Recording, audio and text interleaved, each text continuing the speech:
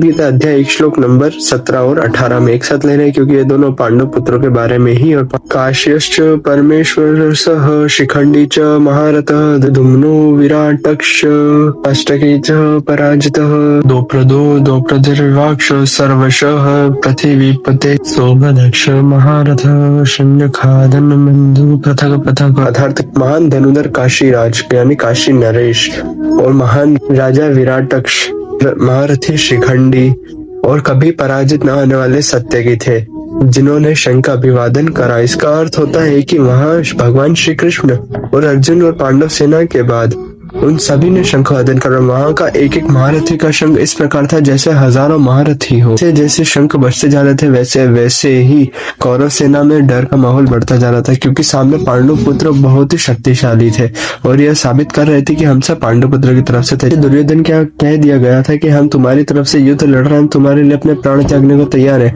उसी तरह सबने समर्थन दिखाते हुए कहा कि पांडव पुत्र हम तुम्हारी ओर से ही युद्ध कर रहे हैं, इसलिए यह शंख वादन हुआ। इस जैसे जैसे शंख बज रहा था वैसे वैसे सभी कौरव सेना का मनोबल भी कम हो रहा था, क्योंकि वह सब धर्म की स्थापना के लिए शंख वादन करके बता रहे थे कि जीत पांडवों की ही होगी। कहते हैं धृतराष्ट्र वहां सामने की ओर द्रौपदी के पांचों पुत्र, सुभद्रा के पुत्र वीर अभिमन्यु, यह सब सामने की ओर है, जो कि अलग अलग अपने अपने शंख बजाते हुए यह बता देते हैं कि हम भी युद्ध के लिए तैयार हैं। जैसे युद्ध बढ़ता है, जैसे जैसे पांडव सेना की ओर से शंख बजते हैं वैसे वैसे कौरवों का मनोबल कम होता जाता है। पहले तो भीष्म पितामह ने शंख बजाते हुए बताया कि हम तैयार हैं, वैसे ही अब पांडव शंख बजाते हुए बताते कि हम भी युद्ध के लिए तैयार हैं।